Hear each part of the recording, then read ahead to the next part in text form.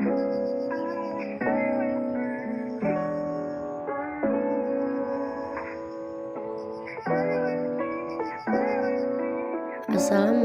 warahmatullahi wabarakatuh. Desa Karyatani adalah desa yang terletak di Kecamatan Labuan Maringgai, Kabupaten Lampung Timur, Provinsi Lampung. Desa Karyatani merupakan daerah pesisir pantai yang terletak di ujung selatan Kecamatan Labuan Maringgai dengan wilayah kurang lebih 1.264 hektar dengan batas-batas sebelah selatan berbatasan dengan Pasir Sakti, sebelah barat berbatasan dengan Kecamatan Gunung Pelindung, sebelah utara berbatasan dengan Desa Karya Makmur, sebelah timur berbatasan dengan Laut Jawa. Jumlah kepala keluarga 1.630 kakak. Jumlah penduduk 6.123 jiwa. Tersebar dalam 24 RT dan 8 dusun. Desa Karyatani yang sebelumnya merupakan hutan produksi register 15 dibuka oleh para petani dan dipraksasai oleh HKTI Lampung pada tahun 1976. Pada tahun 1982 telah diakui oleh pemerintah Kabupaten Lampung Tengah sebagai Dusun Karyatani dan menjadi bagian dari Desa Labuan Maringgai. Pada tahun 1987 ditetapkan oleh pemerintah Kabupaten Lampung Tengah menjadi Desa Swakarsa, yang mana kepala desa dituju oleh bupati. Dan pada tahun 1991 Desa Karyatani ditetapkan sebagai Desa Swakarya yang berhak untuk mengadakan pemilihan kepala desa secara langsung.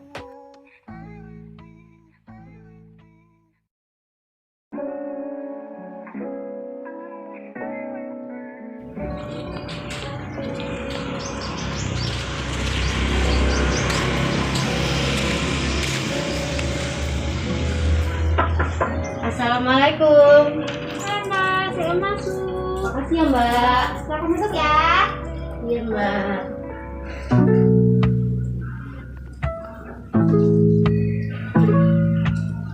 Gak usah repot-repot loh Mbak. Adanya cuma ini Mbak. Silakan minum, silakan makan ya. Terima kasih ya Mbak. Jadi sebelumnya saya akan memperkenalkan diri terlebih dahulu ya Mbak. Jadi nama saya Siska Darmawati. Saya ini sedang KPM daring di Desa Karyatani. Saya di sini mohon bantuannya. Saya akan menanyakan beberapa pertanyaan tentang keadaan Desa Karyatani yang terkhusus itu pada para remajanya. Nah, di Desa Karyatani ini apakah masih banyak ya Mbak kayak kenakalan remaja ya, kayak remaja yang balapan, terus yang bolos sekolah gitu? Kira-kira di sini tuh masih banyak nggak sih Mbak terjadi? Di sini ya masih banyak kalau bolos sekolah, apalagi kan di sini daring toh. Kan kebanyakan dia tuh males main HP gitu. Terus ada juga yang ngebut-ngebutan malam-malam juga ada. Berarti masih banyak ya Mbak kenakalan remaja yang emang terjadi di Desa Karyatani ini, khususnya ketika dari ini malah lebih banyak ya, karena kan kayak sekolah itu di rumah, jadinya ini waktunya buat belajar malah main gitu ya. Sebelumnya maaf ya Mbak, kita ambil dokumentasi untuk dikumpulkan ke dosen nantinya. Iya nggak apa-apa Mbak. Jadi nanti setelah adanya observasi ini, saya akan mengadakan penyuluhan. Mohon kiranya Mbak jika berkenan datang ke penyuluhan saya. Kapan itu Mbak? Penyuluhannya itu akan dilaksanakan besok ya Mbak. Oh, iya. Di rumah saya, karena saya juga orang Karyatani Mbak. Iya. Karena kalau mau dilaksanakan di balai desa itu nggak bisa Mbak, karena masih corona. Jadinya kita hanya mengumpulkan 1-2 ataupun 3 orang, karena memang belum boleh untuk banyak orang datang berkerumun seperti itu Mbak. Nah sekian, terima kasih ya Mbak. Saya pamit terlebih dahulu. Hati ya. Salam. Assalamualaikum warahmatullahi wabarakatuh. Waalaikumsalam warahmatullahi wabarakatuh. Sebelumnya saya akan memperkenalkan diri saya lagi. Nama saya Siska Darmawati. Saya dari IAIN Metro. Di sini saya sedang melakukan KPM daring periode 2 tahun 2021. Nah, di sini tujuannya saya mengumpulkan para remaja-remaja Desa Karyatani bertujuan untuk memberikan penyuluhan atau edukasi tentang kenakalan remaja. Nah, sebelum dimulai, alangkah lebih baiknya dari mbak-mbak ini memperkenalkan diri terlebih dahulu. Nah, silakan Mbak Tiawali. Perkenalkan, nama saya Nazia Delia Putri. Ya, Mbak sebelahnya. Perkenalkan, nama saya Pratanya Yanuari. Sebelahnya.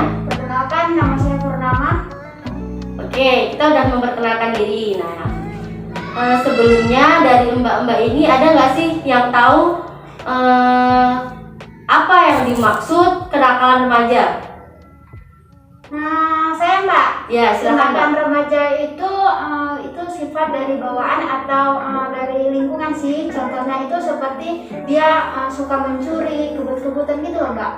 Oh iya, ada yang bisa lagi selain Mbak Purnama? Sudah cukup. Nah, sebelum masuk ke apa aja sih macam-macam dari kenakalan remaja, saya akan menjelaskan terlebih dahulu apa yang dimaksud dengan kenakalan remaja.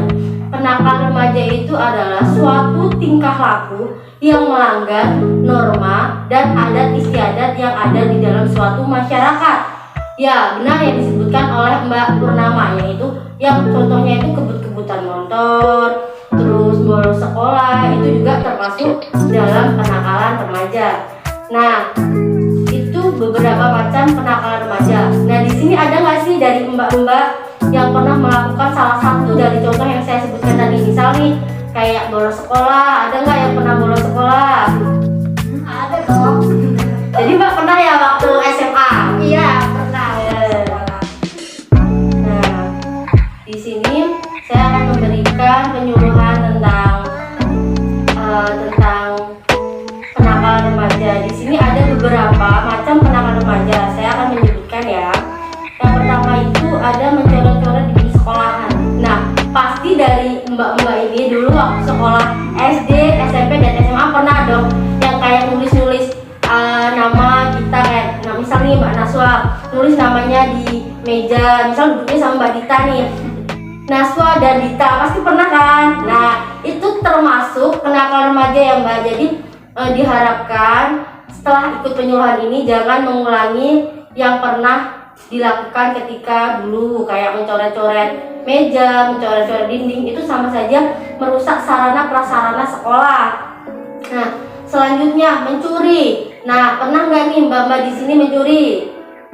Mencuri makanan. Nah, itu ya sebenarnya itu kondisional ya Mbak. Kalau lapar ya sebaiknya jangan mencuri. Alangkah lebih baiknya kita minta ngomong gitu. Selanjutnya bolos sekolah nih, ada nggak nih dari mbak-mbak yang pernah bolos sekolah?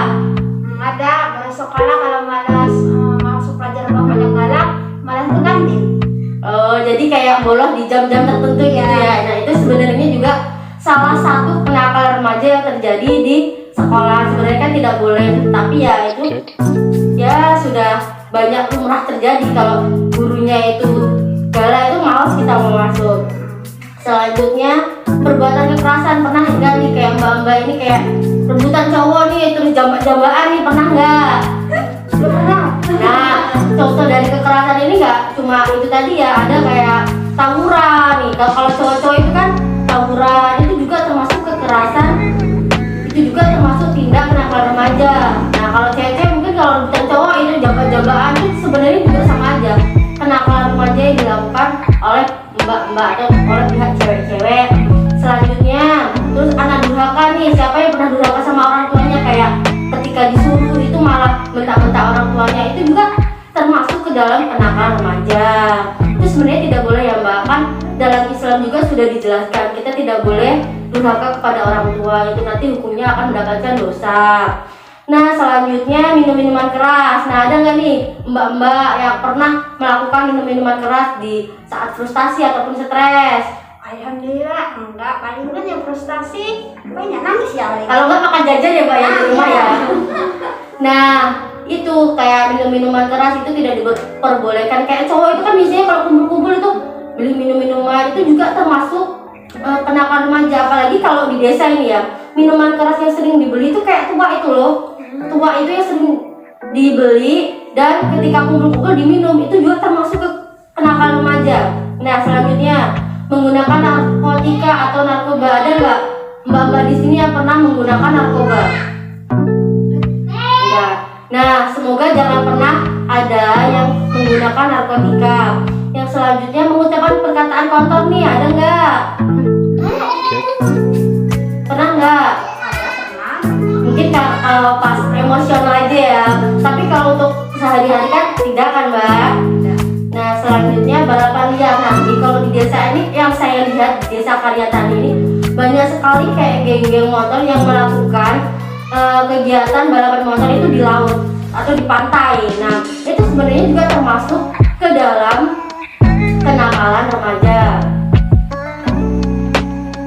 Nah, terus selain macam-macam dari kenakalan remaja, saya akan menjelaskan tentang faktor atau penyebab seorang remaja itu melakukan kenakalan. Nah, yang pertama itu kejahatan dipelajari, artinya kejahatan itu dipelajari oleh pelakunya. Nah, yang dimaksud dari kejahatan itu dipelajari nih, misal nih kita pas lewat di depan warung. Nah, ada anak-anak itu yang memang nakal, terus dia mencuri makanan, mencuri jajan karena dia nggak punya uang. Nah, kita itu lewat. Nah, di suatu ketika kita mengalami hal seperti anak tadi. Misal kita pengen beli jajan nih, tapi kita nggak punya uang, jadi kita terpaksa mencuri. Nah, itu yang dimaksud kenakalan itu dipelajari. Jadi kita itu melakukan kenakalan belajar dari orang lain, seperti itu. Yang kedua, zona atau wilayah, artinya lingkungan ataupun pergaulan. Nah, faktor dari kenakalan remaja itu ada juga dari lingkungan. Misal nih kayak Mbak Naswa ini sebenarnya orangnya itu baik, namun karena dia berteman dengan orang yang tidak baik, dalam arti orang yang tidak baik itu yang misal yang suka membolos, suka mencuri. Nah, secara tidak langsung jika Mbak Naswa ini terus-terusan bermain dengan orang tersebut, pasti Mbak Naswa itu akan melakukan hal yang dilakukan oleh teman-teman Mbak Naswa. Kayak misal Mbak Naswa ini nggak pernah keluar malam, terus temannya suka keluar malam sampai tengah malam, terus ayolah Mbak Naswa kita main keluar gitu. Masa iya ini nggak berani sama orang tuanya kayak gitu kan? Pasti Mbak Naswa merasa tertantang. Iyalah, masa aku nggak berani keluar malam, kan aku udah gede kayak gitu. Nah, kalau sampai Mbak Naswa tertantang terus Mbak Naswa keluar, itu juga termasuk kenakalan remaja. Jadi Mbak Naswa itu ikut-ikutan lingkungan atau ikutan teman-teman Mbak Naswa itu. Jadi sebenarnya pertemanan itu akan memberikan dua dampak pada kita, yaitu yang pertama dampak positif, yang kedua dampak negatif. Bagaimana cara kita berteman? Kita itu harus bisa menyikapi mana yang baik kita terima, mana yang buruk kita jadikan pelajaran. Nah, selain itu saya akan menjelaskan juga tentang bagaimana cara menanggulangi kenakalan remaja. Yang pertama, penguatan peran keluarga. Jadi di sini sebenarnya peran keluarga dalam kenakalan remaja itu sangatlah kuat. Misal, ketika orang tua kita memberikan benteng yang kuat bagi kita, maka kita tidak akan melakukan hal tersebut. Misal nih kayak Mbak Naswa ya, contoh yang tadi, ketika Mbak Naswa diajak keluar malam dan Mbak Naswa mau, namun orang tua memberikan benteng, jangan keluar malam itu tidak baik, apalagi untuk cewek. Nah, di situ peran keluarga itu sangat berarti gitu loh. Namun ketika keluarganya Mbak Naswa kayak ya udah nggak apa-apa keluar, memberikan kebebasan, itu yang akan menjadi pemicu Mbak Naswa akan memulai yang namanya tindak kenakalan. Nah, selanjutnya penguatan pendidikan. Nah, misal di sekolah nih, ketika kita di rumah, orang tua kita kan bapak ibu, dan ketika di sekolah orang tua kita adalah bapak ibu guru. Nah, di situ peran bapak ibu guru itu ketika di sekolahan itu yaitu mendidik dan memberikan pelajaran kepada kita. Ketika peran sebagai seorang guru itu mbak-mbak ini jalankan, maka mbak-mbak ini nggak akan melakukan namanya kenakalan remaja. Misalnya kayak mbak-mbak suka bolos, nah ketika gurunya memberikan sanksi yang berat ketika mbak-mbak bolos, pasti mbak-mbak itu akan jerat, tidak melakukan tindak bolosan lagi. Nah, selanjutnya penguatan nilai keagamaan. Nah, ketika mbak memiliki iman yang kuat, maka mbak tidak akan melakukan kenakalan. Kenakalan itu kan ada yang mencuri. Nah, dalam Islam saja mencuri itu sudah tidak diperbolehkan. Nah, ketika mbak memiliki iman yang kuat, maka otomatis Mbak tidak akan melakukan tindak pencurian tersebut kan? Nah, selanjutnya penguatan benteng diri. Nah, yaitu penguatan benteng diri yang seperti saya jelaskan tadi. Ketika diri Mbak kuat dan membenteng diri secara kokoh, maka Mbak tidak akan terjerumus ke dalam kenakalan remaja. Seperti itu.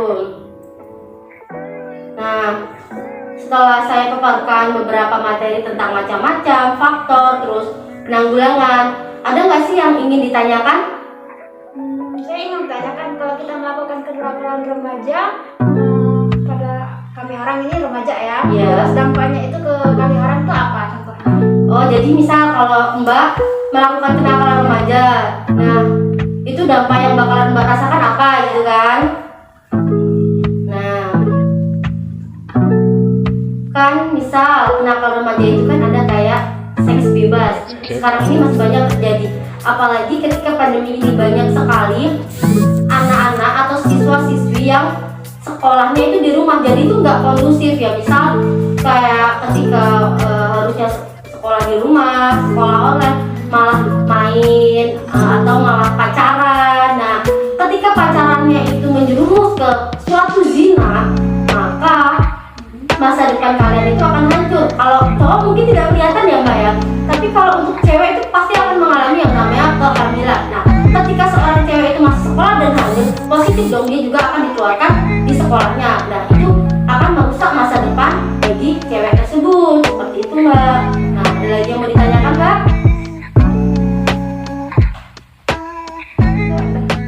Nah, dari penjelasan yang saya sampaikan tadi tentang macam-macam faktor, terus penanggulangan, terus dampak. Nah, saya harapkan dengan adanya penyuluhan ini dapat memberikan kesadaran bagi Anda tentang pentingnya masa depan gitu loh, agar Anda itu tidak melakukan kenakalan remaja. Jadi ketika kita melakukan kenakalan remaja itu akan berdampak pada masa depan kita. Seperti yang Mbak Purnama tadi tanyakan, itu benar-benar pertanyaan yang sangat bagus dan berbobot. Apa sih dampak kenakalan remaja itu untuk masa depan kita? Yang kita lakukan sekarang itu dampaknya apa buat masa depan kita? Yaitu tadi, kalau seks bebas nih contohnya, yaitu kalau cewek dia bakal hamil. Ketika cewek itu udah hamil, udah pasti masa depannya itu akan hancur, dan dia udah pasti tidak bisa melanjutkan pendidikan, sudah tidak bisa lagi kayak teman-temannya nih sekolah bareng-bareng itu. Nah, yang paling penting ya pendidikan. Ketika seseorang itu sudah tidak pendidikan karena hamil, itu pasti masa depannya udah sangat hancur. Nah, kayak selanjutnya nih kayak geng motor kan itu kebut-kebutan. Kalau ketika kita kebut-kebutan, terus kita tabrakan, meninggal, nah udah kita udah nggak punya masa depan, kita aja sudah meninggal kan. Nah, seperti itu. Jadi saya harapkan dari penyuluhan ini akan lebih meningkatkan kesadaran Anda terhadap bahaya atau dampak dari kenakalan remaja tersebut. Nah, apakah dari penjelasan saya sudah dapat meningkatkan kesadaran dari mbak-mbak ini? Insyaallah. Jadi sekarang ini saya memberikan materi, semoga mbak-mbak di sini dapat mempraktekkan di dalam kehidupan nyata gitu. Jadi ketika ingin melakukan sesuatu itu, alangkah lebih baiknya memikirkan apa dampaknya untuk masa depan, apa dampaknya untuk kedepannya. Jangan memikirkan sekarang aja gitu, yang penting sekarang seneng. Nah, jangan seperti itu ya. Nah, mungkin itu saja materi penyuluhan yang dapat saya sampaikan pada hari ini. Semoga di lain waktu kita masih bisa diberikan waktu untuk bertemu, dan untuk saya dapat memberikan materi lagi kepada mbak-mbak remaja yang ada di Desa Karyatani ini. Dan saya akhiri, wabillahi taufiq wal hidayah. Wassalamualaikum warahmatullahi wabarakatuh. Waalaikumsalam warahmatullahi wabarakatuh. Saya ucapkan banyak terima kasih.